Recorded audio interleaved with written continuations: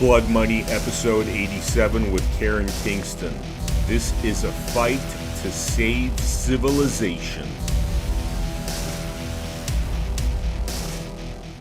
All right, we're on the latest episode of Blood Money with the amazing Karen Kingston. How you doing, Karen? Good. How are you doing? Good. Thank you so much for coming to our Blood Money podcast. I'm often, when I'm talking to people out in the freedom world, your name is always mentioned. You're one of the most highly respected individuals out there.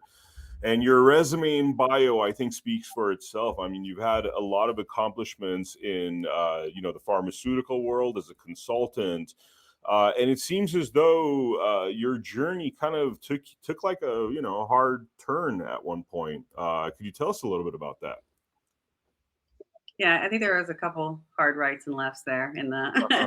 in my journey. But if you're like referring to like when I came came forward regarding the injections, that was in May of 2021 when I officially sent out a communication. And what had happened before then. So a little bit about my background is I did have a firm called Veritage.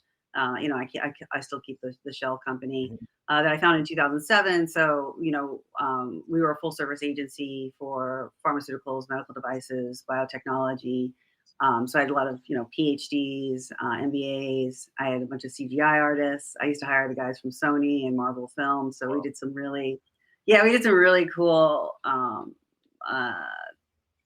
animations and visuals and stuff. I was the first firm to bring it into certain sectors in the pharmaceutical industry, and the doctors and were very impressed with the visuals. So engagement, as you know, is really important. So visual aesthetics. But then I dissolved it when I went through a divorce in 2011 and took a few years off. And I had my son was young, when he was 6. So I really, when I went back to work, I didn't actually, fully go back. I would get interim jobs being like a chief marketing officer for non-US companies. I worked for an Israeli company for a few years. I did work for an East Coast company, nutraceutical company, and that was, working in medical device and biotech. I mean, I could do that job with my eyes closed. So that was pretty easy gig for me. And I call them gig. I shouldn't call them gigs, right? But I call them gig works. And the last gig I worked on was launching a platform for surgical training for fellowships within a specific segment of the industry. And during that time period, was COVID, and then they announced the vaccines rollout. And I think like everyone, most of us knew like 2 weeks into the lockdown. I knew before then, like something wasn't right. It just seemed like everyone was going along with this theater for whatever reason. But then when they announced, these warp speed vaccines, um, you know, uh, I knew that was extremely unsafe to do, and but when they first authorized them, they said, okay, we're just going to authorize these for 18 and old, for 18. And even though they had authorized them for 16 and older, I thought, oh, never in a million is anyone in their right mind going to allow their 16 or 17-year-old to be injected. Like, they rolled out to 85 and 75. And, I refused to let my 82-year-old mother get injected. We had a lot of back and forth on that. But then when they announced that they were going to kind of redo these trials for the 12 to 15-year-olds, and they authorized it for the 12 to 15-year-olds prior to the authorization, which was on May 10th or May 11th of 2021. When they started discussing that in the news, it was like a millstone, from scriptures, like a millstone was tied around my neck. And God put on my heart to look into this, just saying I would treat a large, 6 or 7 figure client. You go through the phase 3 data that they file, and go through the clinical publications that you can find, regarding the mechanisms of action. And I don't usually look at the patents unless I'm doing IP portfolio analysis or it's prior, if we're doing a pitch. So we don't have any information regarding a product. You'll go into the patent to find out some specifics about a product and devices. You get the CAD files. So anyway, I didn't really want to look into it, but I downloaded the phase 3. I downloaded the initial new drug applications, and that was in like March or April-ish of 2021. And when I downloaded the phase 3 data, less than 200 people around the globe had looked at it, and the IND was less than 100. Mhm. The IND is a new drug application. Is So what? Sorry, could you repeat that? Is what? the phase 3 trial Mm. data, which is the data that the FDA, the Pfizer submits to the FDA to get, typically would be to get FDA approval. So it's your 2-year data that you normally would submit, Yeah. but this was just 6-month data. It was really You 2-month said data, the is what it was. IND data. The IND stands for what? Not data, the IND, sorry, did I say data? The IND application, the initial new drug Yeah. application. So that was submitted in April of 2020 by Pfizer to the FDA to say, this is how we're going to conduct our phase 1, 2, and 3 trials. This is the information we have on animals. This is how we're going to proceed. And if you read that, it's criminal what they submitted to the FDA. The FDA should have never approved the initial new drug application. But what was alarming is that less than 100 people had looked at the initial new drug application around the globe. Wow. Wow.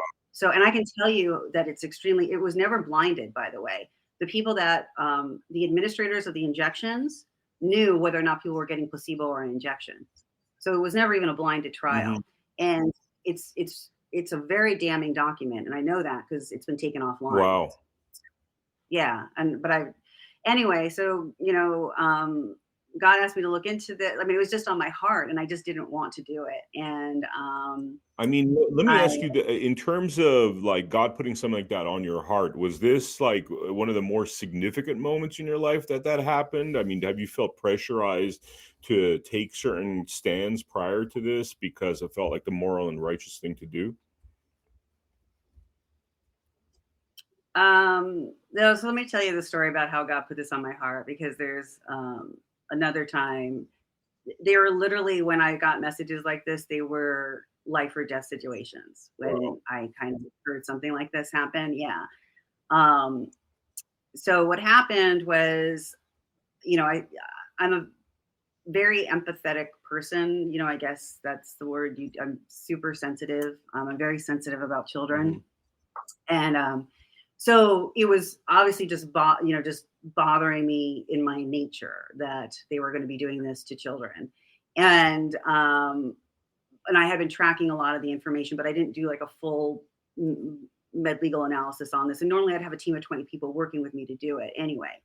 So it was bothering me, and it was kind of like it was on my heart to look into it. And I was like, why would I do that? Like, no one's paying me. It's going to be, how am I going to do thousands of hours of work anyway? I mean, I wouldn't be able to get it done in a timely manner. So I kept ignoring this feeling that I had. And I got a one-way ticket not to Nineveh. I went to Mexico, and I'm like on the beach in Mexico, just bawling, just crying. Wow. Because I'm thinking of it. So I go down to the scuba shop where I usually dive, and I had to pay some of my friends down there that live in Mexico. And I was like, go buy me a printer from Staples. And I spent the whole time in my room going through some of this information. And I came home, and I hadn't really done, I just, printed out the FDA data. I found the patents. I found the world patent for this, and it didn't read like a vaccine. It read like a bioweapon. Wow. I found Sinopeg in China, which made the pegylated lipid nanoparticles with graphene oxide. I found the BioNTech investor presentation with a relationship with Fossum Pharma, Wow.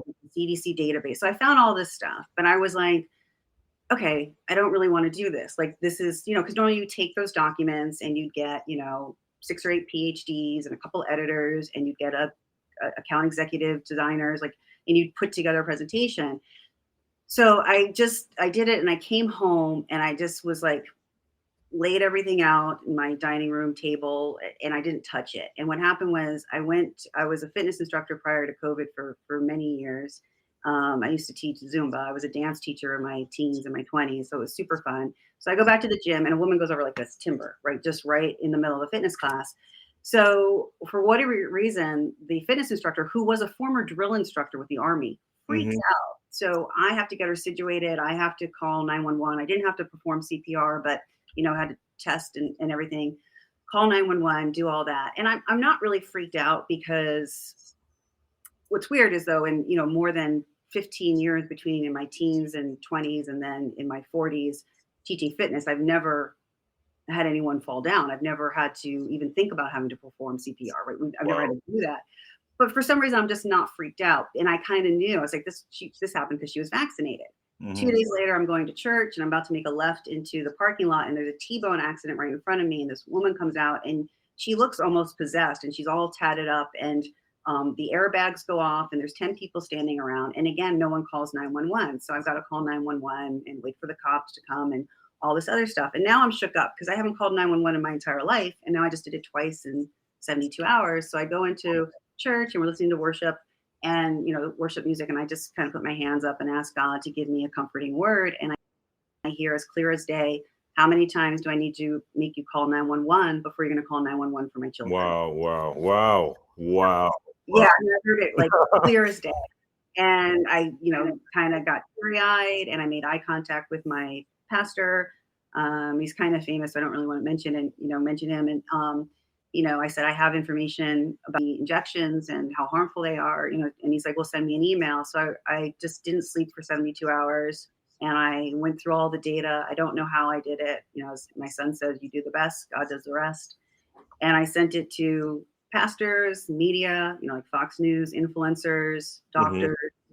And it was a very well-written letter, that said, this data shows it's harmful. The patents show that there's advanced nanotechnologies or advanced technologies. They target reproductive, cardiovascular, neurological, and they're targeted to cross the blood-brain barrier. And if you have an expert look at this, they'll come to the same conclusion I did, which is that these are bioweapons that are being falsely promoted as vaccines.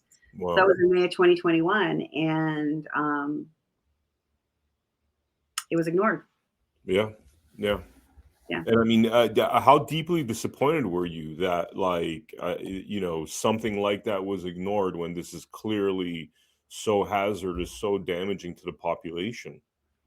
Well, what happened was like a week later, because I figured people needed time to go through it. Like I go and I turn on like Fox News, like and pour a glass of wine. I'm thinking, oh, I saved the world, and no one's even going to know that I did it. And that's normal because no one knows what I do. I think people don't know that people like me exist. I think doctors write the information for other doctors for educational purposes, which, they do in the peer reviewed. Actually, I write peer reviewed publications too, but like, I don't think they know that there's people behind the scenes. So I go and turn on Fox News, and Rand Paul had just announced whether or not this was actually a lab leak versus a natural virus. And I was like, oh my gosh, that's 2 years old data. Like, you need to be talking about the bioweapon. No. And what happened was I started doing just posts on social media, and then I started getting serious threats, and I had to stay with a friend, and because they were in a gated. I mean, sorry to interrupt you. What kind of threats, like when you say serious threats?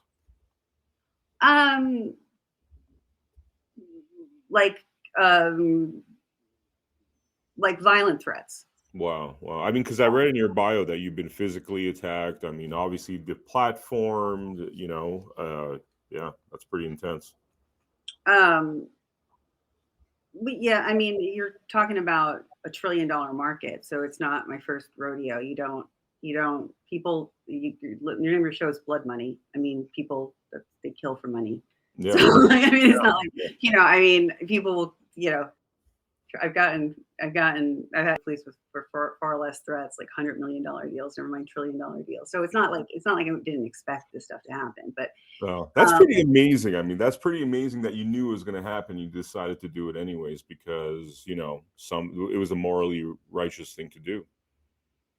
Well, yeah, and I can I'll explain that in a second. So I'll explain that right now. So before I came forward and even sent that email, because I sent it just to a couple people first, and my dear friend for 25 years called me up and said, I got your email. And he said to me, and he's not a whale, so he's not like a half billionaire, but he's in with all of them. Yeah. And he goes, I got your email. I won't get any more Pfizer shots. My adult kids won't get it. And he goes, but cut it out. He goes, you're never going to get hired again if you keep this up. And he goes, and you're going to get yourself killed. Right. Wow. And so at first I was like, he's right. And I was scared for like 2 hours. And then I was like, well, no, I've got to do this. But what I had to do was, after I did send the email out, I had to go through a process of mourning, and I had to mourn everything I was afraid to lose. I mean, everything I was afraid to lose. Wow. And I had to mourn my greatest fear. knowing that the Chinese communist involved with this. So I just had to, so 72 hours. I mean, I did like in the book of, what Abraham had done. I just mourned for 72 hours. And so when, as a Christian, when you do that, then all your faith is in God, right? So there's nothing to threaten or tempt you with, right? There's just nothing. You just have to stay the course. So that's what I did. Wow. I mean, you haven't stopped. I know. Let's talk about, firstly, this latest article you put out on Substack, where your further research into these vaccines has indicated that there's electromagnetic devices within these vaccines. Yeah, I mean, well, it's not the electromagnetic devices in the vaccines that was in the early evidence in the patents. That's why people are magnetic. That's why, doctors are looking at what's in the vials underneath, microscopes, and they're seeing the self-assembling technologies. They're called nanotechnologies on the vendor's website. Moderna says they're programmable. So it's not shocking that they contain nanotechnology. We've just been gaslit by our leaders to say you can't use the term nanotech and you can't use the term bioweapon, because if you use those terms, words influence thoughts, and you'll be able to understand what's been done to you and your communities and our children. Mm-hmm. So they don't want us to use those terms. But what I was just another piece of evidence is that the DoD contract specifically discusses the lipid nanoparticle technologies, and then it cites the FDA good manufacturing practices for devices, and it cites FDA guidance for nanoparticle technologies, which are classified as electromagnetic devices. Mm-hmm. They're not biologics. Yeah. So if people were told, hey, this is a new vaccine that contains electromagnetic nanotechnology devices, I think most people would have said, no, thank you. Yeah. All through fraud, I mean, what is that when you use words like activate these like particles within you? I mean, what does that mean exactly? What do you mean? Like, in terms of the electromagnetic particles, it sounds like they can actually do something with it beyond just the magnetic aspect of it. They could activate it, or no, electromagnetic just means that it's an electronic device, right? So this admits electromagnetic fields. That's why, so that just simply means it's an electronic device, and the electromagnetic fields are also forms of radiation. So that's just, so this is the electromagnetic devices they're biosynthetic, what they call biosynthetic computers, but synthetic biology is simply technology that mimics biology. So there's really nothing biological about what's the implications of that though within your body? I mean, beyond the myocarditis and all that stuff we've heard that are the side effects of the vaccine, I mean, what's the implication? I mean, what could they do with those particles that would affect our body? It is the gene editing technology. It is the CRISPR-Cas9 gene editing technology that's in the nanoparticles, but there's more than one technology that's in the injections. Mm-hmm. So, if you look at the history of what we've been told to call mRNA technology, that it's really false. It's silencing RNA, it's siRNA technology and guided RNA technology that's typically done, to cells to modify ribonucleic acids, right, to produce these new RNAs that we call mod RNA, mm-hmm. to create a biological RNA. But again, historically, Catherine Whitehead from Carnegie Mellon, who works in nanotechnology and virology, said it's so unstable that you have to do the gene editing inside the cells, inside the animal, right? Frank DeRosa, the head of Sanofi for mRNA and vaccinology, said, mRNA is so unstable, like if you look at it wrong, it falls apart. Mm-hmm. So the whole concept that anyone thought, I think most of us thought we were getting a synthetically recreated ribonucleic acids. That's what we thought mRNA was. Yeah. No, you got the technology to do the gene editing inside the cell, inside the animal.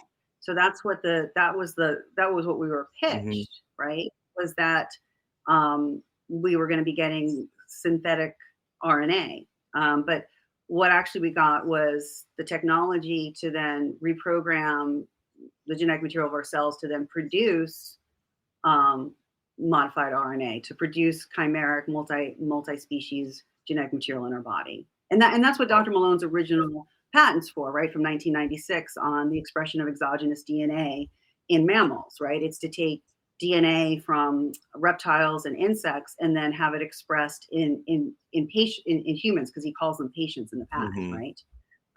And using the cationic liposome, which is an ionically charged lipid, but there's no such thing as a positively charged lipid. That's a technology. But it sounds a lot better to be injected with lipids than it does to be injected with nanotechnology. So Yeah. just called it something else. Wow. But according to the FDA, like the gold nanoparticles and Pfizer's, from their internal R&D department, these are gold and graphene oxide nanoparticles, where that's what the spike protein is, at least. It can actually be quote unquote activated by electromagnetic fields external to it. So typically, it was used in cancer research. So you inject a cancer patient who has a tumor with the nanoparticles.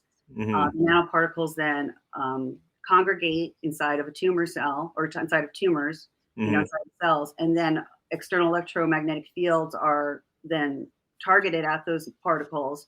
They then absorb the energy and put off enough heat to then annihilate the cells in the tumor around it. Mm-hmm.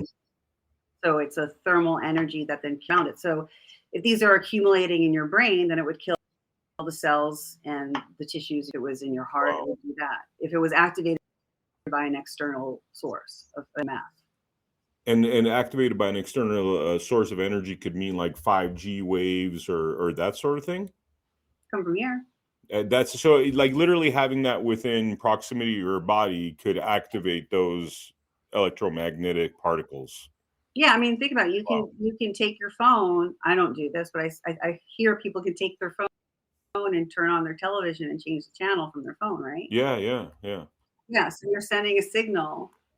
So what makes you think a signal can't be sent from this to your body? So let me kind of, because I'm a layman, sorry, I'm trying to understand the implication of this. So we're always concerned about having our cell phones within our proximity in our pockets, sleeping next to it, because of the fact that we've heard that it's not healthy to do so. You're saying that because of these injections and having certain things within your body, that potential damage is now further aggravated, because anytime electromagnetic fields interact with these particles, it could cause damage. If the particles are open to receive the frequencies from those fields, yeah. Oh, wow. Yeah, I mean, they're programmable, and so yeah. Wow. I mean, all this information you had, I mean, it's definitely set you upon a crusade of sorts. I use that in its most, morally uprighteous term, in the sense of like going county to county, talking to people, and really trying to, on the grassroots level, make change happen in lieu of being able to do that through like the media, through people actually reading your letter and not ignoring your letter. Could you tell us a little bit about your sure. Well, we don't talk about this stuff when I go county by county, like unless I become friends with people and they want to like talk about it more. So when I talk about county by county is the phase 2-3 data that Pfizer submitted, because that's what you bring into a court of law. That's what's used in a court of law to successfully convict someone that acted criminally,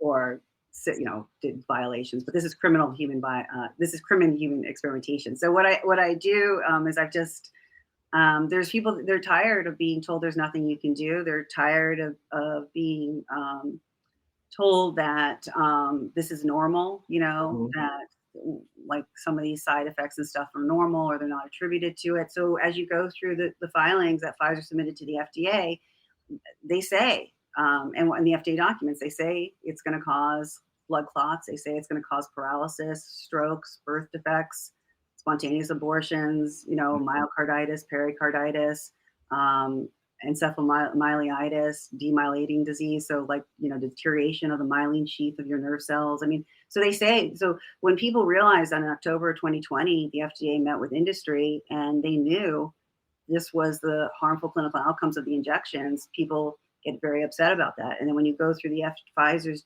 data, they say once you get 2 injections, you're more likely to come down with mild to moderate COVID. Within 1 week of the shot, you're likely to develop neurological disorders, liver disorders, Wow. go on a ventilator, go to the ICU, or die. I mean, it's all in their data.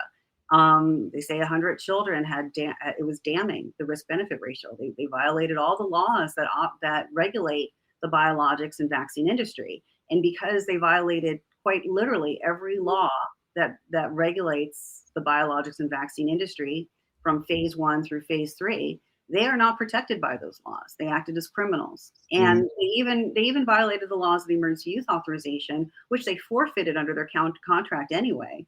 But even if they hadn't, they were supposed to be following HHS orders. And when you go through the Pfizer documents to the FDA, Pfizer was instructing the FDA to ignore their data. I have never seen anything like this in any phase 3 trial, or 2-3 trial. Well, there's phase 3, but you go through, when you read the data, that's my job, is I go through the documents, and then I would make the charts and graphs to make doctors, easy for them to understand the information. And then I write that fair balance that this may cause heart attack, strokes, death, whatever, diarrhea. That's all in the fine print. But what was weird was that Pfizer calls out, the disease, disabilities, and death that are caused by their shots. And then they just say to the FDA, ignore it. Mm-hmm. They call it out, and then they say, ignore it. I mean, it sounds like they're running the FDA pretty much. It's what they were doing, yeah. Wow. Which is according to the DoD contract, they were to act as the independent review committee, which is unethical. But in my industry, people understand that the FDA they really don't read the fine print. They don't care. They default to the IRC to do the summary slide decks and go to the main charts and graphs, and that's it. And they default to them. But what was weird was that Pfizer points out in their submission all of these harms. Like it was very obvious. Yeah. And they just said, ignore it. Wow. I mean, you sound like in your bio, you sound like you have enough evidence to take on these Pfizers in court. I mean, has there been any movement on that, or our courts would even do the right thing in entertaining a lawsuit of that kind? I think courts will. I mean, it's a matter of finding an attorney general, a state prosecutor, a DA. I mean, there's just nobody or an attorney that's actually willing to take on Pfizer. So they're completely vulnerable for civil and criminal liability. But there's just nobody willing to go after them. Now, as far as the judges, I mean, if you read the transcript from the Brooke Jackson case, I can't remember the federal judge's name, but I think people have to understand the Brooke Jackson case. I don't think people understand what a whistleblower case is. It's that they're saying Pfizer defrauded. They come on behalf of the government. They say Pfizer defrauded the government, like this, and it happens all the time. And the whistleblower cases over the years, there's been more and more case law to say enough is enough, because like someone might say, oh, you were contracted to get 3,000 widgets a month, and we were only sending you 2,995. So we defrauded you. And so they're kind of like, look, enough with these tattletalers who are trying to retire and make enough money for them and 5 generations of their family by being a whistleblower. Unless the government agrees that it's significant, we're not gonna just rule in favor. And that was it. Basically, Brooke Jackson said, look, there was 3 people that probably had COVID, and you didn't ignore them. And the FDA was like, we wouldn't have changed our mind anyway. So it's not as nefarious as people, I think it is. But if you read the judge's comments back and forth with the attorneys, the judge was very much aware that Pfizer acted criminally. And like he was almost like, but you guys are arguing the wrong laws. You're bringing in the wrong case studies, right? So there's people don't understand, like a judge is like a referee, right? So they may be rooting for the home team, but if your receiver keeps running into your own end zone, he's like, guys, can't count it as a touchdown for you. You're going to the wrong end zone. So I think, when I sit down with people, whether it's sheriffs or victims or just activists, and I go through the data, and I think most judges, most of them are good people. I don't think 80% or 100% of them are evil, demonic, Soros planted people. I don't know what the percentage is. Maybe it's 20%. But I think they go through and they see how criminal this was, and that it is by definition criminal experimentation on humans, which is by definition biowarfare, which violates, the Fifth and 14th Amendment. You will not be deprived of life without due process of law. Yeah. It violates all the laws for, humane treatment of human beings and the Geneva Convention. I think they would hear the case, but we have a lot of people who are saying Pfizer has immunity and the FDA trials are play theater. So if you walk in and go, this was play theater, what are you supposed to do with that?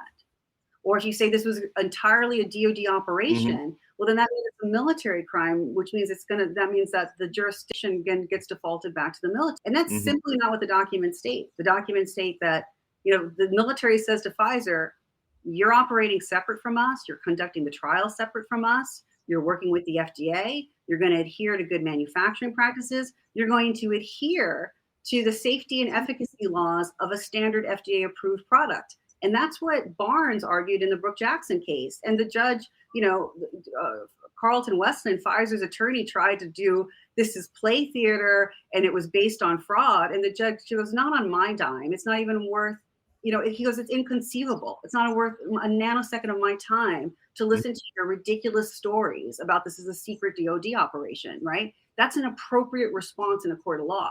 Because if you go, this is a secret DoD operation, then you're going, well, nobody has jurisdiction then except the DoD. Yeah. So, I'm just confused as to why people on the freedom movement are making arguments that are taking away all of our power to do anything. By putting it in military jurisdiction, essentially. Yeah. Wow. So calling this play theater or kabuki theater, saying the FDA approval never happened, saying the FDA product was never manufactured. I mean, Pfizer doesn't deny that in a court of law. A federal judge doesn't deny it. Albert Bourla just did his Q1 earnings. He doesn't deny that there's FDA-approved product in the United States. He just did his Q1 earnings on Monday. So why would we be telling stories that would make it impossible for us to proceed with a civil or criminal case against Pfizer? Yeah. I mean, I remember hearing you talk in San Diego about this, how the approach in general by the attorneys that have been trying to chip away at this issue hasn't been the right approach. No, but Barnes did a great job in the Brooke Jackson case. I mean, he argued, read the $3 trillion Substack. It's a free Substack on Karen Kingston Substack. He argued that. He goes, no. You promised to deliver an effective vaccine to protect against SARS-CoV-2 and the variants. You promised it would be safe, and you promised it per FDA approval. And it's like reading my Substack, and he just says it over and over and over again. Yeah. And they go, well, the clinical trials were not part of the the contract, therefore they never happened. And the judge goes, no, I read the contract. The clinical trials were paid for separately by Pfizer and BioNTech. It's not that they never happened, right? So Barnes did a great job of going to the judge, being like, read this contract, memorize it, because you're going to be hearing about it in the court of law. And everything that Carlton says to you sounds a lot like our freedom movement attorneys, which is, and I mean, Pfizer would love for us to think the clinical trials were play theater, and that they would love for us to believe that they have immunity against good manufacturing practices and immunity against a safety and efficacy law, but they forfeited all of that in the contract. Wow. So yeah, it's in our best interest to understand the contract. Yeah. Wow. Now, I mean, where do you see this all heading? Obviously, I mean, it seems like the goal is ultimately to get this, justice, to get this, seen by the courts, and to have the people that, were part of this vast conspiracy really held accountable. But I mean, do you think that is a possibility in the future, near future, distant future? My hope is that this is not going to happen at a national level. I think, I'm trying to work with communities, county by county. I need a bold sheriff or a bold prosecutor who understands that a biological agent, toxic, or device, and this is all three, that does not protect against infection, does not or prevent infection, does not protect against disease, and was done under fraudulent and actual criminal experimentation without peaceful purposes, meaning that it causes harm and injury, that causes harm and injury is a weapon. Therefore, they have the right, if they understand this, to actually seize these weapons across every vaccination facility in their county immediately without a warrant. Just like if there was a bomb threat, it's the same laws in every state. Yeah. And that's what my hope is. I mean, this whole concept, I've heard even attorneys go, well, the good news is Russia's working with Thailand. Well, first of all, Lieutenant General Kiryov, the head of Russia's nuclear and biowarfare, cites my med legal analysis to go wow. after Pfizer. And yeah, and he ordered countries in Asia, Eastern Europe, and in Africa to nullify their contracts with Pfizer, citing my name, my med legal analysis. Everyone's like, that's great. No, it's horrible. The concept that we're waiting for Russia to work with other outside military powers to hold Pfizer and the United States to account. That's how Nazi Germany was dealt with. Mm-hmm. This is not what you want to do. You want to take whatever action you can at a county level. I don't know if there's a state. I don't know if Are you saying that it's bad that Russia is taking these steps versus us taking these steps? Yes, I am saying that, Vem. I had this information in hand in May of 2021. Yeah. And Lieutenant General Kiryov started this investigation in January 2023. Mm-hmm. Why hasn't a senator, an attorney general, or a decent attorney picked up my work? I mean, we haven't been very quick to move against really corrupt things happening in our government for a real long time. I mean, it just seems as though, yes, at one point we were like, post World War II, we were leaders in the world when it came to certain aspects of how the world is run, and holding people accountable for crimes and that sort of thing. But that seems to be kind of like ancient history at this point, unfortunately. Yeah, but I'm just saying there hasn't been, in May of 2021, I said the evidence is clear that these are weapons of biowarfare. And what happened in June of 21? Mm-hmm. We had leaders come forward and go, calm down. We shouldn't give these to children. Yeah. The vaccines must be a choice. That was a horrible idea. It was a terrible idea. Mm-hmm. People can't handle the idea that this would be a weapon or it contains nanotechnology. You sound crazy. No, people believe in people and leaders. And if our leaders had said that, we got pushed back anyway. Tell me, what did we win with the Stop the Mandates? How many children, how many adults haven't died with the Stop the Mandates? Yeah. We're in the middle of extinction of our species. Yeah. We're still being told, calm down. Okay. We don't want to call these weapons. We don't want to go after the head of the snake. Mm-hmm. It's absolute insanity. I mean, and you're out there on a grassroots level. I mean, county by county, talking to sheriffs. I mean, how is that? How do you feel like that's going? Are you noticing any change? Is there any light at the end of this tunnel? Yeah, I think it's just that we need more leaders to do it. I mean, in Collier County, they sent back $1.4 million to the NIH to stop educating. And that's because of you, or? Well, no, there's people there that were working with the commissioners for years now. There's activists in every county. I just come in and articulate data, as a strategist. I mean, I've changed the way doctors treat diseases around the world. I'm actually very good at taking complex information and making it compelling. I mean, I've trained thousands of reps and hundreds of doctors. It's not because of me, but I can help get a group of people over the finish line, right? Yeah, and so they passed an ordinance, they passed a resolution, but it's not happening fast enough because I'm truly, I don't think anyone else is saying the information that I'm saying. Or when they are sharing it, they're sharing it and saying, yes, this is a bioweapon, but it's the military operation, so there's nothing you can do about it, Mm-hmm. And so there's a spin at the end of what I call extrinsic fraud, so that victims don't take action. Mm-hmm. And there's also, I mean, I'm guilty of it, but that's why when I meet with people, I try to, there's too much information. So I try to keep it to the documents that you can bring into a court of law that stand up in a court of law that are standing up right now. The South African lawsuit against Pfizer is all about the phase 3 trial. It's all about, that whatever 48-page document, which is criminal. Yeah. So that's, I think things are going, they're going well when I'm investing. I mean, I was in Florida for a month just a couple of weeks ago, Wow. This is, I mean, just on your own dime and time. It's just essentially a labor of love. I want this.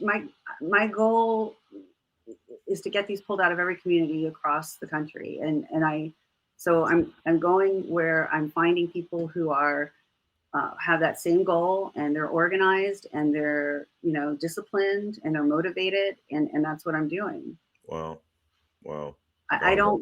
don't think people understand the ramifications of this technology, and it's in our food supply, it's in our water supply, but you've got to start somewhere, and it's very easy to go after Pfizer.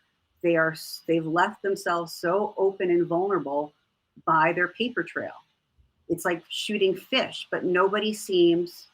People are, I guess, everyone's afraid of Pfizer. Afraid, I mean, just obviously physically, the fact that they have so much legal power that they'll, basically war of attrition people right out of court. That I mean, they are the cartel. I mean, your show is called Blood Money. People kill for money. Like you have to. Yeah.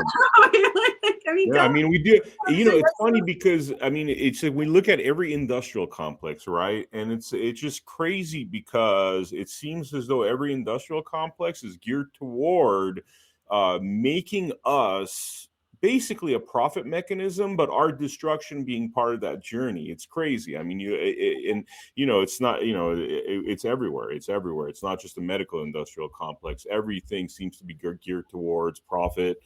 Regardless of suffering right now, and it's a really sad state. I mean, it's like Blood Money after 85 episodes. I mean, I have a whole workout regimen now that's literally me detoxifying out of just hearing all this tragic information, to be honest with you. But so people won't go. So Pfizer, they were paid $154 billion for Comirnaty in 2020, right? And then I think it was $68 billion in 2021 or something like that. And I forgot what the 2022 number is.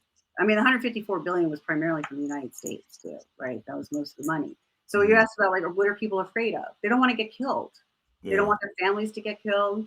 They don't want, if they have any dirt, they don't want that coming forward. This is not, this, Vem. Your name of your show is Blood Money. What happens when people go after. I mean, but you are the shining example of that. I mean, it's like and obviously your Christianity has a lot to do with the fact that it just seems like you don't really have a fear of death. Is not like in your top 10 list of concerns right now. My concern is at first my biggest concern was, God's children, the lives of God's children. And now I'm realizing I'm worried about their souls. Mm-hmm. This is a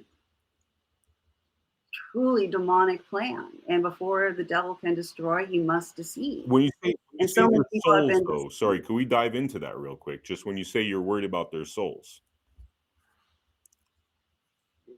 I'm a Christian, and I believe that we were made perfectly in God's image, and I believe in the resurrection of Jesus, and I believe our salvation is through him and through his power. And what this technology does, is it hijacks. I mean, it's disgusting. It hijacks your genome, your cells. Yeah. It integrates it. I mean, Dr. Robert Malone went on Glenn Beck, and he said, the mRNA technology, if you will, is the suite of technologies into transhumanism. This is what the self-proclaimed inventor said. And Glenn Beck says, what's transhumanism?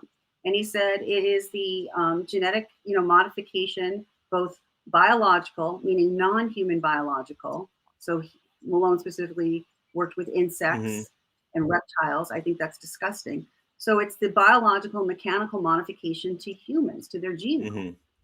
And essentially making. That's blasphemous. That's demonic. Yeah. I mean, prior to the interview, we're talking about attorney Todd Callender, and interviewing him. He said that there's actually legal precedent, whether this holds up, against our Constitution and all that. But there's legal precedent where everybody who's gotten this vaccine is now considered not a Homo sapien. It's another word, Borg something. I don't remember the exact term he used, but that's what they are classified as. No, so under I'm going to read this. 1 USC Code 8, a person, a human being, a child, an individual is any person that's a Homo sapiens species born alive at any stage of development. Born alive means that they are,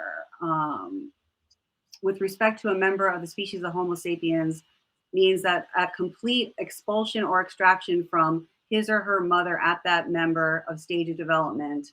And then it says like severing of the umbilical cord. Mm, That's what a person, human being, and child is. So the legal definition is that you were extracted or expulsed from a female, from your mother, mm, and you're a human being. So whatever happens to you after, according to 1 USC 8 code, you're still a human yeah. being, according to law. And but what do you think in I mean, according to US law. Now, I'm not, I just, that's the law. in terms of their, their sinister agenda, like altering the human genome and all that? I mean, do you think that's part of it, is really their hatred of God's invention, and hence and therefore they need to pollute it, they need to change it, they need to make it something of their own? Or you think it's just, hey, we just need to kill a lot of people so we could essentially inherit the earth? Somebody used that term of, I think, I mean, I think there's two, like they are mocking mm, God, and that's what they're trying to do. And then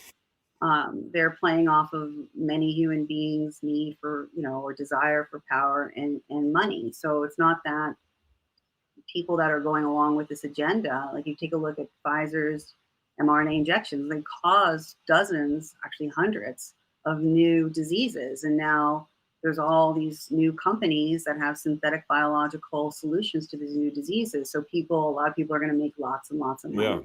So I think yes, there's an overarching, obviously this is, I believe, evil and blasphemous. And these people are mocking God, and they're mocking our species. I think when you understand the genetic materials and the contents of these injections, you would not allow this to happen to an animal, never mind a human being. It's truly mockery what's being put into people's bodies. I mean, it's disgusting. It's repulsive. wow, And so I think that's part of it. But I think most people in the industry are, if they are aware of the harms, they're like, well, I just created the myocarditis, amyloid wild type myocarditis went from being $200 million a year to now, 15 billion a yeah, year. So yeah. for us, so I think that's, I think you have to, when you talk about motivation, you have to, there's like tier about, about what they're motivated by within this nightmare that we're living through.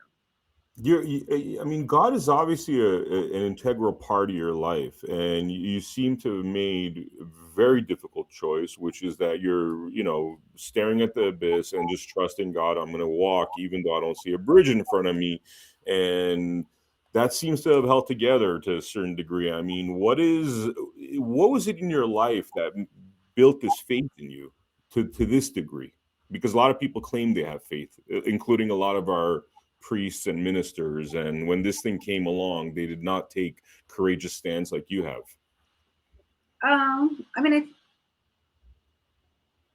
I'm trying to think. I don't. I mean, I always had a strong faith in God? No. I mean, I was raised Episcopalian, and I'm smiling, and I shouldn't be. And I was around 13, I think, when I read Night by Eli, and I thought, what God would allow this to happen to his people, and I became an atheist. And I'm kind of smirking because I had my son read Night when he was 13 because Night by Elia Wiesel, I think, yeah, or yeah, oh, yeah. wow, okay, And he read it, in my living room on my couch, hmm and it was like watching myself, from 30 years ago. He went through the same, oh, this is horrible, or and I can't believe God would do this, and then like, okay, there's no God, right? So and he and I were baptized together when he was 8 years old.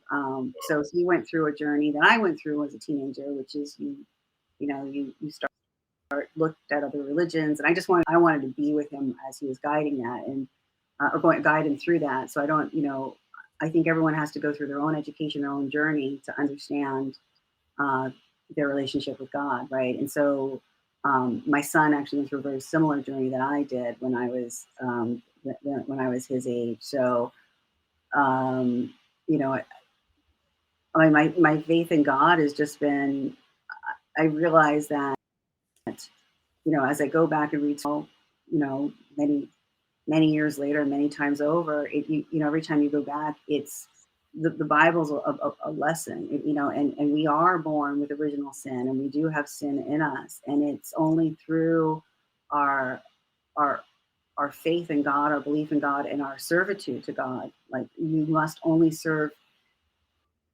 Him, and many times myself is guilty of this too, where you think, oh, well, I'm doing the right thing because you're serving other people, and you're thinking I'm serving God, and a lot of times you're not. You're serving a need in yourself to get Hmm. some kind of affirmation or feedback, right?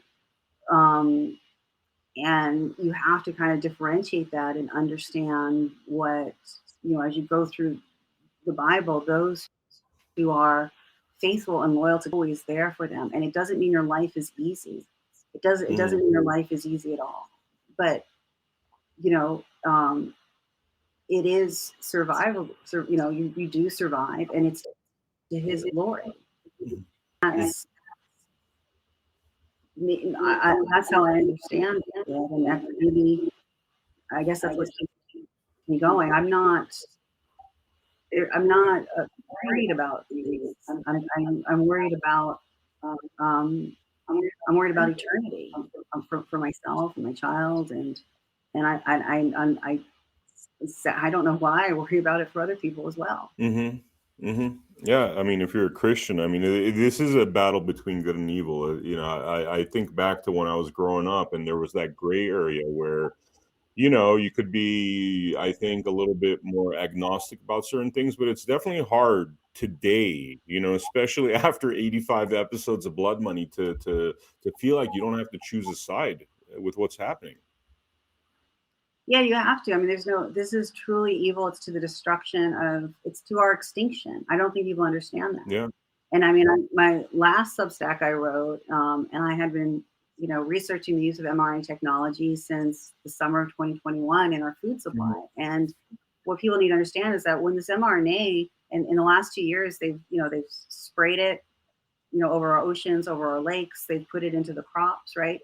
Well, it hijacks photosynthesis. So it hijacks the genes that are responsible for photosynthesis. So instead of plants now converting carbon dioxide and water into oxygen and glucose, they're converting them into these multi-species proteins or whatever they are. So we're decreasing the world's oxygen supply for all life Hmm. forms.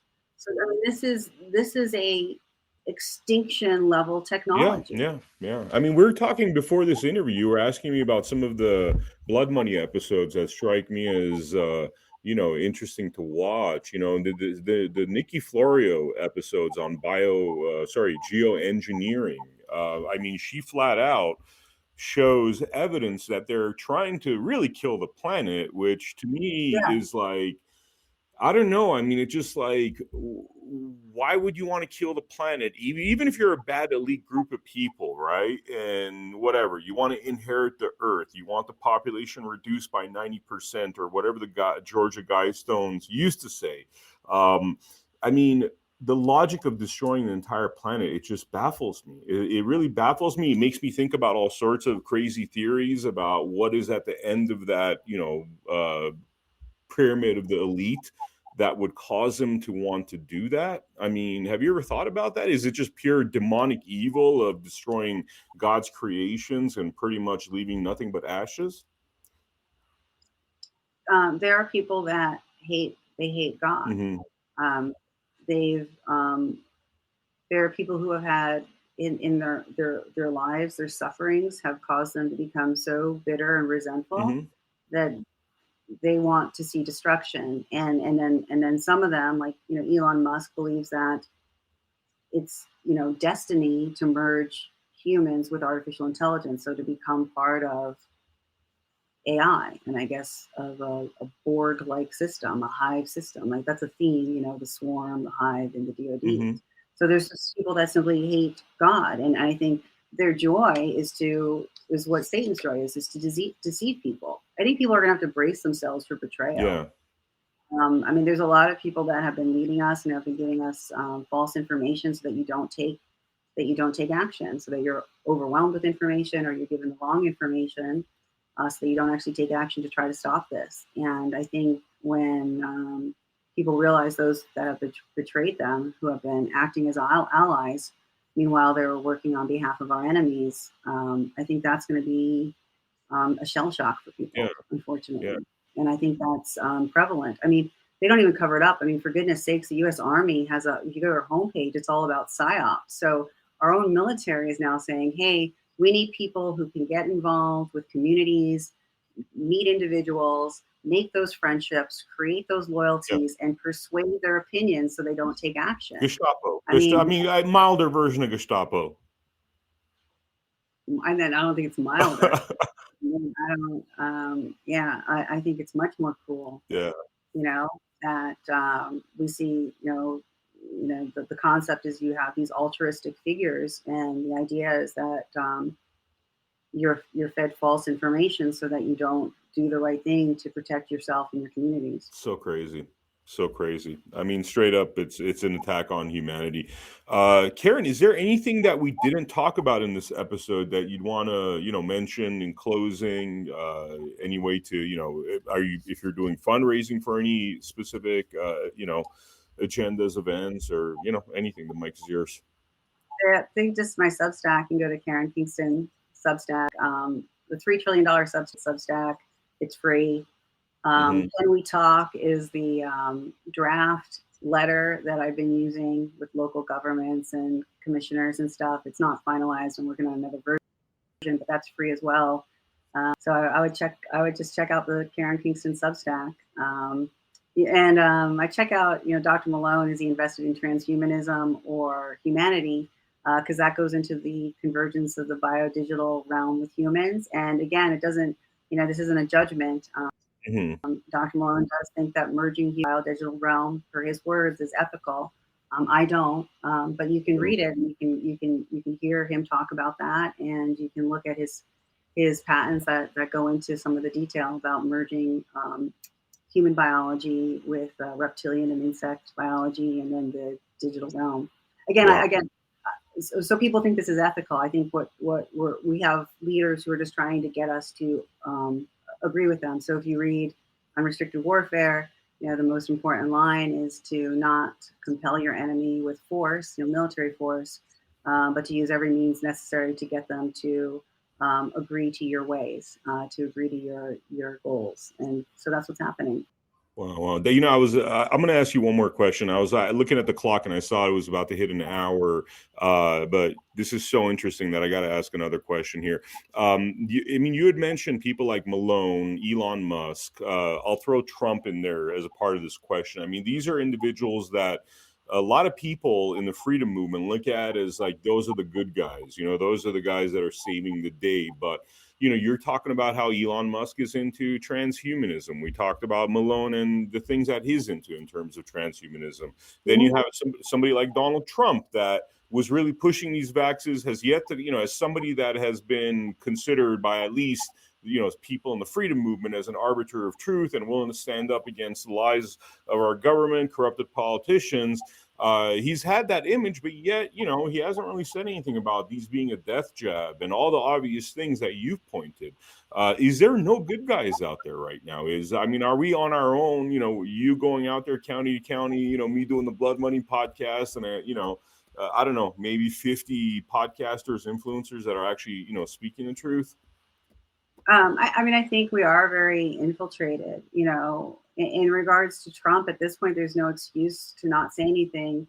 If you read my Substack about Tucker Carlson, when someone is of that much power and influence, what they say is more powerful than what a loved one or a spouse or a family member says. So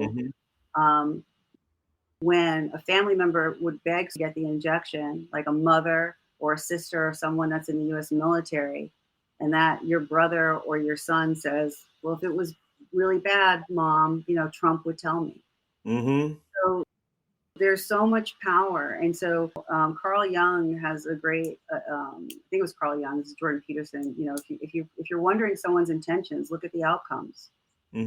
So if you're trusting in leaders, look at what the results are. So with Trump, he did a lot of great things, but there was Operation Warp Speed, and he has not come out against the shots, and millions of people are dying, not just in the United States, but around the world. So if you want to know someone's intentions, look at their outcomes, and look at their outcomes based on their power, their influence, and their resources, and then question what their intentions are. Yeah. Wow. That's all I have to say. I mean, that doesn't mean give up hope. Like, this whole concept. I mean, I was got many phone calls from friends of Dr. Malone telling me to back off because, he's the leader. And if people question him, then they're not going to believe anyone, and everything's going to fall apart. Well, that's a CIA tactic. And it's also a high school cheerleading tactic as well. I hope you're not dumb enough to not question authority. That is the most ridiculous thing I've ever heard. So, I mean, do you suspect leaders who are worthy of being leading people they can face confrontation. I mean, have these people never sat in a budget review or a board meeting? Give me a break. You question people aggressively sometimes when there's enough at stake. And now we're talking about our country and literally humanity at stake. Yet we're not supposed to aggressively question people when they present fraudulent information. It doesn't make sense. And I know this would be speculation, but do you suspect that like a Malone is like a CIA plant, or is he just, somebody that has beliefs that we don't necessarily agree with? I don't agree with his beliefs. And, that's basically it. These are bioweapons. Mm-hmm. So he's the inventor of mRNA technology. He claims that, right? He has how would he ever come forward and say my technology is a bioweapon? Then he's an international war criminal. Mm-hmm. So there seems to be a conflict of interest in his leadership position and his beliefs and what's actually happening as the results of his invention. Again, if you question someone's intentions, look at the outcomes. What are the outcomes of Dr. Malone's invention? Mm-hmm. Yeah. I'm not saying I don't know anything about the CIA and stuff like that. Yeah. But I mean, I see what you're saying in terms of and the fact that, while there's been some truth, it's like keeping away a lot of the truth is also, I mean, it's problematic. I mean, it shows somebody's hand, really. This is awesome. Karen. It's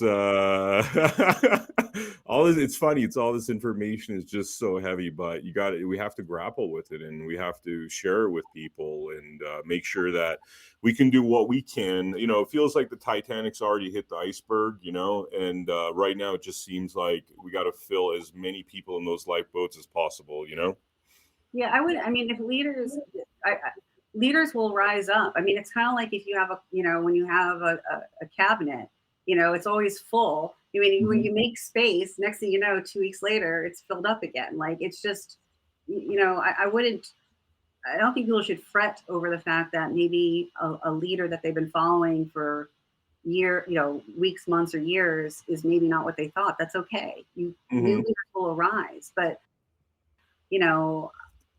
what I said on the first time I went on Stu Peters, he asked me for advice. I said, because I understood the level of deception we were walking into, I was like, people need to look at facts and evidence, right? We're all our wisdom. I believe our wisdom comes from God. We're all brilliantly made in his image, and we have this wisdom. So look at facts and evidence. Don't believe people. And then if people are consistent, like, with their facts and evidence, we all make mistakes, but if it's consistent, then, at some point, maybe you can start not having to do so much fact checking on them and trusting some of the stuff that they say. But, what I was surprised at is just the venom that came at me whenever I would question someone that said something that was blatantly false. They would say the exact opposite of the truth, and all this venom would come out at me. How dare you question that person? That makes you look bad. I was like, well, what they said was blatantly false, and if they are an expert, then they lied. And okay, well, how does that make me a bad person to understand, to look at the evidence that they cited and say that's not what it says? It says the opposite of that. I mean, it's like when you mentioned like 100 people worldwide read that document by Pfizer, I think it was, or the Fighter. Yeah. I mean, that is, Mhm. and then you look at the doctors that stood up. We have 1 million doctors, but 400, 500 of them stood up to, these mandates and were vocal about it. I mean, I don't even know is that like less than 0.1%? When you look at those ratios, it's insane. The level of cowardice is insane. The amount of people that are just willing to be like another brick in the wall, like drones, is I don't even know how we got here. I thought we had a much more rebellious spirit in this country, to be honest with you. I did too. I thought I come from an Irish Catholic family and I have 3 older brothers, so Uh-huh. I got a fighting spirit. Maybe that's where my belief in God came. Seriously. So, yeah. There was a lot of Yeah. um, So much respect to you, anyway. though. So much respect to you for what you've done. I mean, just to strengthen your voice, it just, yeah, mind blowing, Karen. I know what this fight entails, and I mean, you've been right in the front line and taking the hits, and really, I commend you on your courage. You're an American hero. Oh, thank you. Just doing what I'm supposed to be doing, I guess. So, Yeah, but thank you. yeah, thank you. Is there anything else in closing that you'd want to mention, or? Um, I would just say God has not given us a spirit of fear, but of power, love, and a sound, which is an intelligent mind, an intelligent and rational mind. And, when you get overwhelmed, take some time for yourself, clear your mind, connect with God. If you need guidance on what to do, there's a book called the Bible. It's very helpful. Very So helpful. Very helpful. Yeah. I recommend going there. And I think it's important to connect with people. Yeah. Tell the people that you love that you love them every day. See them as often as you can, and let's break out of this virtual world. Yeah. Yeah. And when you had that moment where God really spoke to you in Mexico, you were on holiday, right? So you're out there kind of clearing your mind, and in that moment, it really the right path kind of struck you. Oh no, I just had this heavy Mexico. I was in church after I called 911 the second time, and just I was listening to worship music, and because we were performing, and I just asked God to give me some words to comfort me. Like I was just I was kind of like, just give me some word to comfort me or something. And then I just heard, how many times do I need to make you call 911 before you're gonna call 911 for my kids?